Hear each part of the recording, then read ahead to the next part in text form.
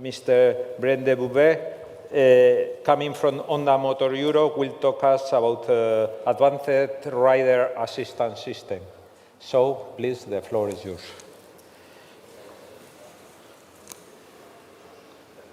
Waiting for the remote to work. Okay. Good morning, everyone. Buenos dias to everyone. My name is Brend de Brauwer. I'm the chairman of the working group ARAS, so working very closely with our safety manager, Veneta, and with Antonio. I also work for Honda Motor Europe in the Regulatory Affairs Office. And today I got the wonderful opportunity to be here and to present our European motorcycle industry views on advanced rider assistance systems, thanks to DGT and Anesdor, who organized this great event. So I know how much work went into this to bring this together, to bring everybody together. So thank you very much for this event, and I'm enjoying it so far, and I would recommend to continue enjoying it. It's been a great 1.5 days already. On Tuesday, I got a question from someone in the audience, what is ARAS? And at first, I wasn't sure what to think about this question, because sure, we're all industry experts here.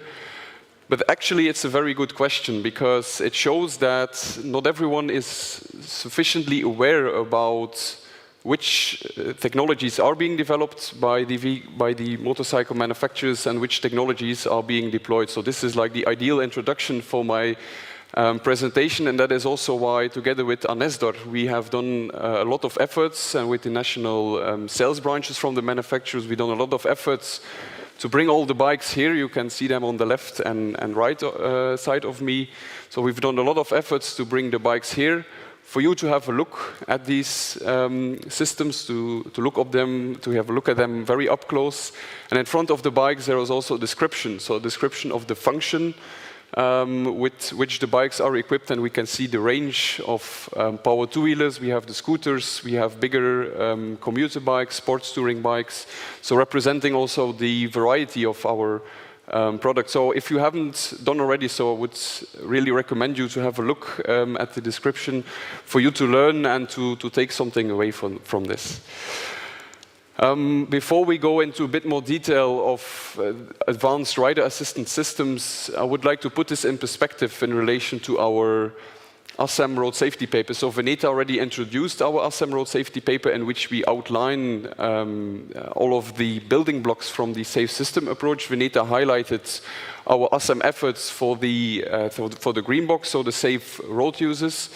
But of course, representing the manufacturers, safe vehicles is also very important and is an integral part of our ACEM safe system approach, protecting the rider through advanced technologies, but also continuous innovation, and especially cooperation also with other stakeholders. Hennis talked about the need to cooperate for connectivity systems, but also for other safety systems. We cooperate with other industry stakeholders, such as ETSC, also with Euro NCAP, with the car industry, through ASEA.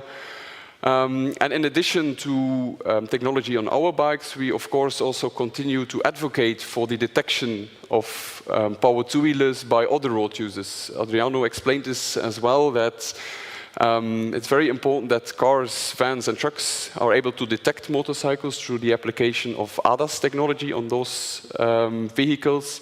And then of course in the future we will have the cooperative ITS systems, which then hopefully will be able to give a warning very early on to the rider. And of course, on top of all, these systems need to work for the lifetime of the product, so we encourage continuous maintenance for these systems in order so they continue to be working as designed.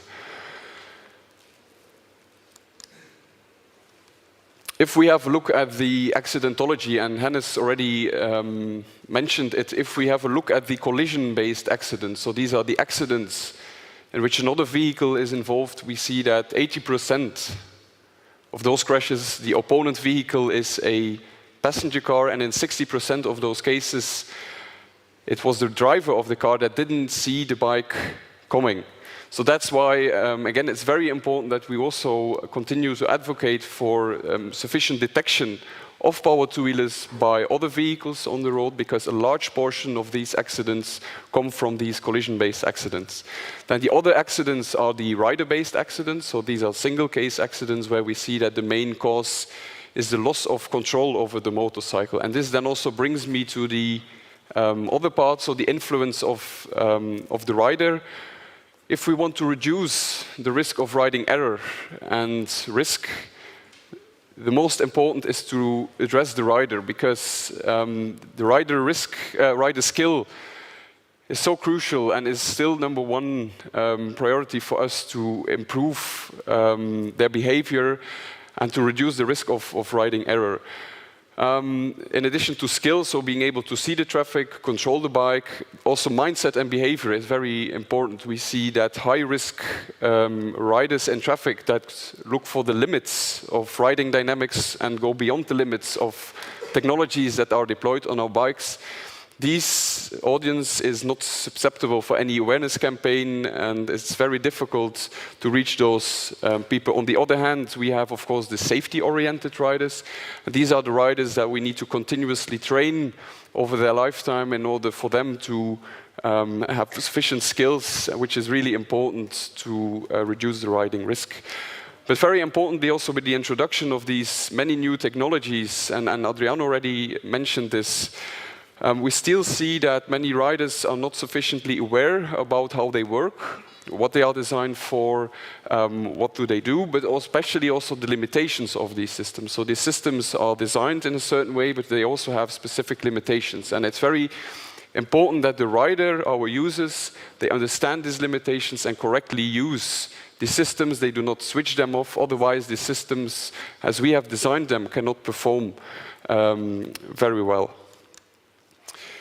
If we have a look at the development of advanced power two-wheeler systems over the years, we see that we are in the beginning focusing, and this is the yellow parts or the bottom parts, the first kind of systems were the reactive systems that were developed and introduced on the market. So these are systems that react, for example, ABS, if you exceed a certain braking limit, or traction control if there's some external factor where the traction is lost. So these are reactive systems. We saw the introduction of ABS in the late 80s, then followed by rear-wheel lift-off prevention and cornering ABS in the late 90s. Then traction control came, emergency stop signal around 2010, and then with the introduction of cornering ABS mid-2010. So this is just a non-exhaustive list to show also the evolution. But and in the most recent years, we now switch from reactive systems. So all of the bikes on the left side basically have these systems. We switch also to the perceptive systems, of which the bikes on the right side are equipped with. And these are systems, as the word says, that perceive, look at the environment in front of the bike and in the back of the bike in order to give a warning to the rider.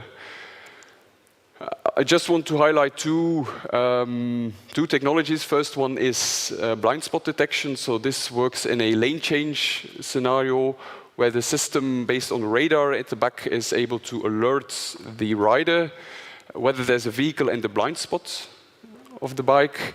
And the aim is to enhance the awareness of the rider and promote safer lane changes.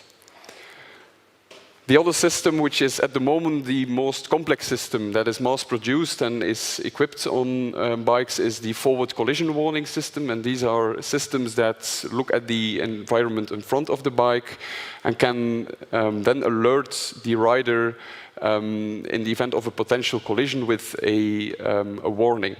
But very important to mention is that the bike or the system is able to give a warning to the rider very close, but is not able to take over the control over the motorbike. So that's a very important difference that we see with car systems, where we are able to brake for 100%.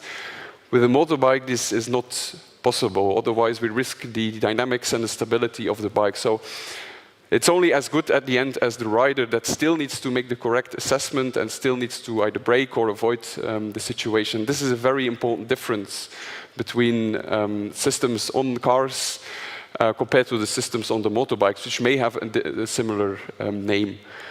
So in conclusion, our industry safety vision promotes an integrated approach. Vinita already mentioned this.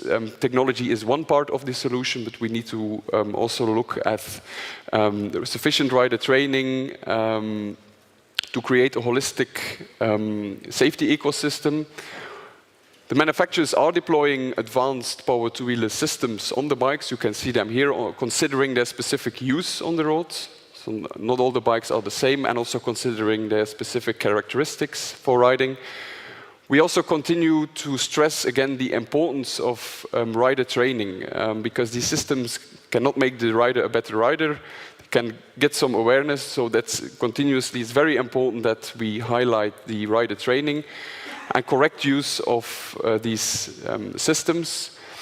We also, when it comes to accidentology, would recommend the member states to implement a standardized data collection and make this data available across the member states. So for us, it's easier to perform real-world effectiveness analysis of these systems, because we have some data from some markets, but across Europe there is still a lot of efforts to do to bring the data together. And of course, also for these systems, we are committed to a collaborative approach with other road safety advocacy stakeholders to raise awareness about these systems, to raise awareness for the safe vehicle technology. So we are already working with Euro NCAP, with ETSC, ACEA, and Vial. So thank you very much for having me, and I'm open for any questions afterwards.